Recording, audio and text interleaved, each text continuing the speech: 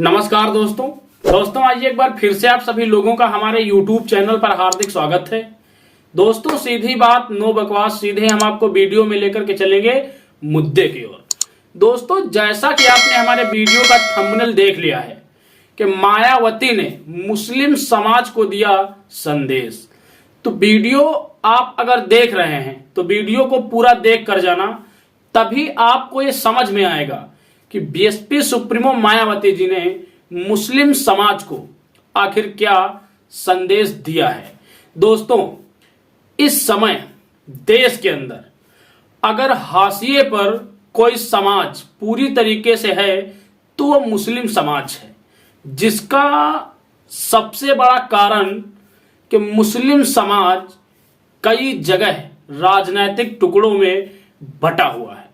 दोस्तों आपको बताता चलूं, इस देश के राजनीतिक दल जिन्होंने हमेशा से अपने राजनीतिक स्वार्थों के लिए मुस्लिम समाज का इस्तेमाल किया, कभी कांग्रेस तो कभी समाजवादी पार्टी ने। दोस्तों इस देश का मुस्लिम समाज भी लगातार समाजवादी पार्टी पर उत्तर प्रदेश के अंदर आंख बंद करके भरोसा करता है, और कहीं न कहीं समाजवादी पार्टी के संरक्षक रहे मुलायम सिंह यादव जी ने मुस्लिम समाज को अपना कैडर वोट माना, और मुलायम सिंह यादव जी ने मुस्लिम समाज की उपेक्षाओं की कद्र भी की और उनके विश्वास पर खरे भी उतरे। उसके बाद दोस्तों आपको बताता चलूं, ये कमान अखिलेश यादव जी के हाथ में आई। आपको बताता चलूं, हर व्यक्ति के आगे किसी न किसी प्रकार की राजनीतिक कमजोरी जरूर होती है। साथियों कहीं न कहीं इस समय सपा प्रमुख के आगे भी किसी न किसी प्रकार की राजनीतिक कमजोरी जरूर है, तभी वो मुलायम सिंह यादव जी की तरीके से मुस्लिम समाज को असली संरक्षण नहीं दे पा रहे हैं। वो भी कहीं न कहीं मुस्लिम समाज की अनदेखी कर रहे हैं। दोस्तों इस देश में भारतीय जनता पार्टी लगातार मुस्लिम समाज की उपेक्षा कर रही है। मुस्लिम समाज को उसका राजनीतिक अधिकार वो देना नहीं चाहती है, और कहीं न कहीं इस लाइन पर अब सपा प्रमुख भी चल पड़े हैं।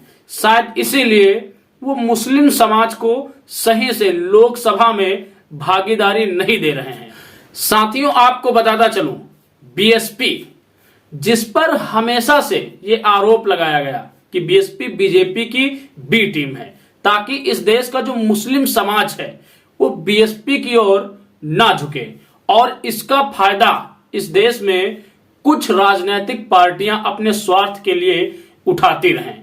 लेकिन 2024 लोकसभा चुनाव को लेकर देश में इस समय जो परिस्थितियां कायम हैं, उन परिस्थितियों ने यह साबित कर दिया है कि BSP supremo Mayawati ji BJP की बी टीम नहीं है, बल्कि बीजेपी की बी टीम बनकर उत्तर प्रदेश के अंदर कोई और ही काम कर रहा है। शायद इसीलिए 2024 के लोकसभा के लिए पूरी दमखम के साथ चुनावी मैदान में उतरने वाले अखिलेश यादव जी इस समय काफी ज्यादा शांत बैठे हुए हैं। कहीं न कहीं इस बात को मुस्लिम समाज के एक कद्दावर नेता आजम खां जी समझ गए हैं, इसीलिए वो ये मांग कर रहे हैं कि अखिलेश यादव जी रामपुर से बीजेपी के सामने चुनाव लड़ें, ताकि मुस्लिम समाज को ये आभास हो सके कि ये लड़ाई अभी भी सीधे तौर पर सपा और बीजेपी की है। लेकिन आपको बताता चलूं, कहीं न कहीं अखिलेश यादव जी इस लड़ाई से दूर हट रहे हैं, और इसीलिए उन्होंने रामपुर से चुनाव लड़ने से मना कर दिया। दोस्तों अब हम बात करते हैं बीएसपी सुप्रीमो मायावती जी की। दोस्तों लगातार जिनको उत्तर प्रदेश की सियासत में बदनाम करने का प्रयास किया गया, उन्होंने साबित करके दिखा दिया कि बीएसपी ही उत्तर प्रदेश के अंदर मुस्लिम समाज की सच्ची हितैषी है। दोस्तों जब सपा, जब बीजेपी मुस्लिम समाज की उपेक्षाएं कर रही है, तब बहुजन समाज पार्टी पूरी बेबाकी के साथ, पूरी निडरता के साथ मुस्लिम समाज के साथ खड़ी हुई है।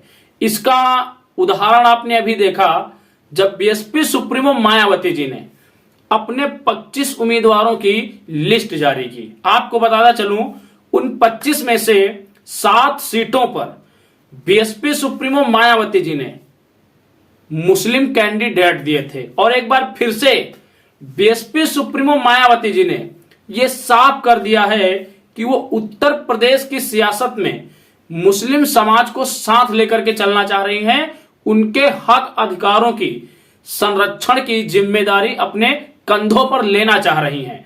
और शायद इसीलिए 7 कैंडिडेट देने के बावजूद अंबेडकर नगर, जो उनकी पुश्तैनी सीट रही है, जो उनका गढ़ रहा है, जहां से बीएसपी सुप्रीमो मायावती जी 4 बार सांसद रही हैं, वहां से उन्होंने मुस्लिम समाज पर भरोसा जताया है। और कलाम शाह को, जो किछौछा गांव के निवासी हैं अंबेडकर नगर जनपद से, भरोसा जताया है और उनको अपने गढ़ से उम्मीदवार बनाया है। दोस्तों, आपको बताता चलूं, अलीगढ़ से भी बहुजन समाज पार्टी ने गुरफान अली को अपना उम्मीदवार बनाया है। अगर देखा जाए तो 27 उम्मीदवारों की लिस्ट में बहुजन समाज पार्टी ने 9 उम्मीदवार मुस्लिम समाज से दिए हैं। और आपको बीएसपी सुप्रीमो मायावती जी से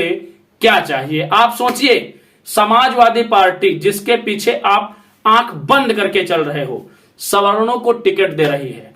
अगर आपके वोट से सवर्ण समाज के उम्मीदवार जीते भी तो सदन के अंदर जाकर वो किसकी बात करेंगे?